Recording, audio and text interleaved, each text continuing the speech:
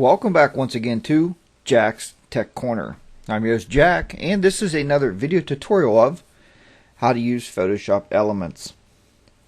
First, if you haven't visited my webpage, jackstechcorner.com, you can go there, and if you enjoy this video, then please take the time to check out all my other videos. There's a ton of videos on here, folks, that you can purchase on DVD.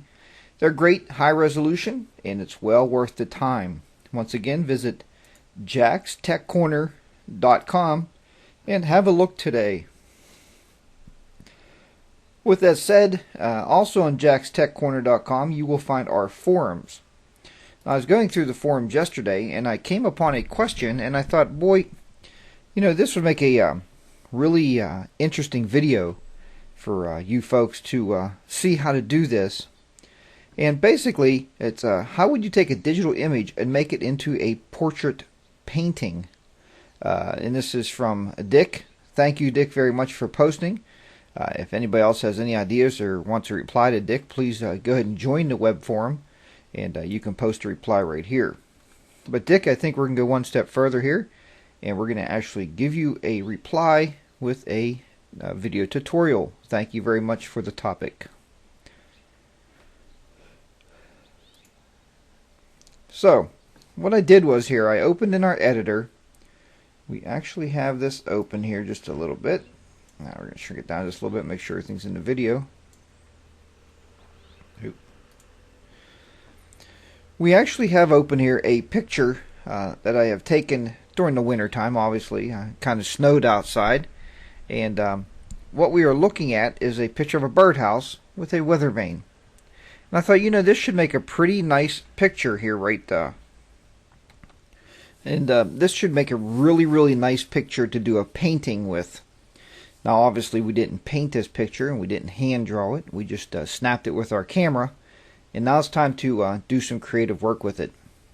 So we're in Photoshop Elements Editor. The first thing I want to do, as always, is duplicate this background. So I'll do a Control-J. Or on your Mac, it's a Command-J. I'm sure you're familiar with that by now. And we're working with that top layer. Now what we want to do is we're going to apply a filter to this top layer. So if we go under Filters, go down to Artistic, and then we are going to actually go down to Watercolor, which it seems to work pretty well for me.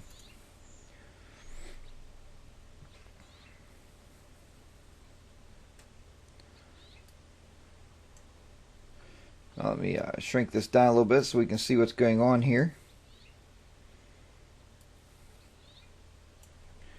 Let's get this back in the video. It's a live video, folks, and believe me, you cannot prepare for everything when you are recording live videos. So now you can see part of the weather vane there and how it's actually spotted a little bit. If you want to see the whole picture, what you do is click this pop-up menu here. You can see it says 100%. Let's say fit in view.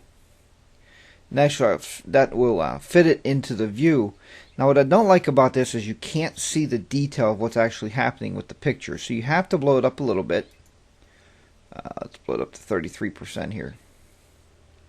Now you'll be able to actually start seeing what's happening in here. It still very much looks like a picture that we took with our camera.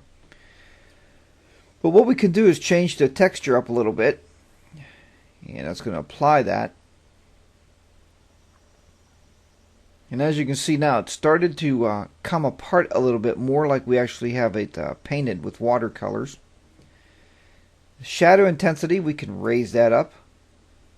We can drop it down. You can play with your shadows a little bit. Give a little bit extra shadow there. Your brush detail. We can have it 13, or we can drop it all the way back. Let's try to drop it back a little bit and see what we look like.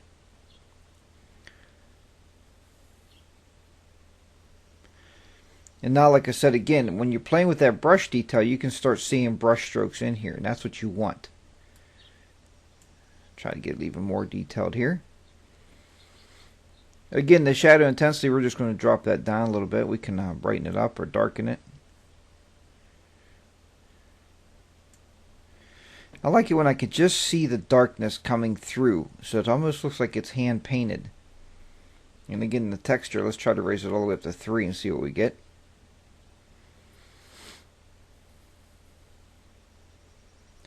And there you go. Now you can see that you're starting to have that like pushed in feeling of the paint. You can see how it's kind of coming around. It's a harsher paint stroke. And here we're going to look at it a little bit closer. Now you can actually see how it actually looks more like it's water painted than what it does as a picture. But like I said, don't get me wrong, if we say fit to view, it looks more like it's hand painted, and it still looks like, you know, almost like you snapped that. But as you blow it up, that's when you're starting to see the detail. Now once you get your picture set the way you want to, and to make it look like it's painted, then what you want to do is you want to go ahead and click OK. And that actually changed the picture. You're seeing it change there. And if you want to look at the original and now look at it painted, the original and painted. Now the only thing I see with this painted one is it's awful dark in these areas. See, we actually have those shadows set too high. So what we're going to do now is let's just go to our layer styles. We're going to go lighten. We can actually lighten that up a little bit. Edit. We're going to undo that change. Maybe we'll try this. Let's create a fill adjustment. Go to levels. And now we can just play with the levels a little bit and just bring it up a little bit. Raising the lightness. And bringing the levels here. Let's just change the levels a little bit. Now that picture looks a lot more brighter. And it's more intense now. You can see now where it actually looks like it's hand painted through there. And Dick, I hope this is what you're looking for. You could do this with portraits, with landscapes. It works with everything, and it works very, very well. Once you're completely done, just go to File, and then always do a Save As. To preserve your layers, save it as PSD. If you are done and you're ready to send this out to your developer or take it to your local kiosk to print it, pull this down and save it as a JPEG picture. We'll just rename this Painted House, and we'll save that out. I'm not going to save it in a set. I'm just going to save that out. The largest file format, it's a pretty big picture. It's 10.6 meg because we applied the styles and the layers on top of that. So that's it. You have your picture set up, and it's created as a JPEG. Like I said, take it out to your local kiosk and have that thing printed. So if you've enjoyed this video tutorial, please stop by my website, jackstechcorner.com, and pick up a copy of the DVD. There's a lot of what I call DVD exclusives on there, folks. There's videos on there that's never been seen before on YouTube.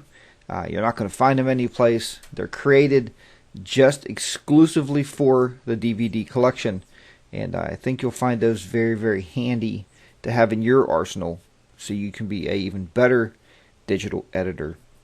So until next time, as always, keep those shutters clicking, keep the editor editing.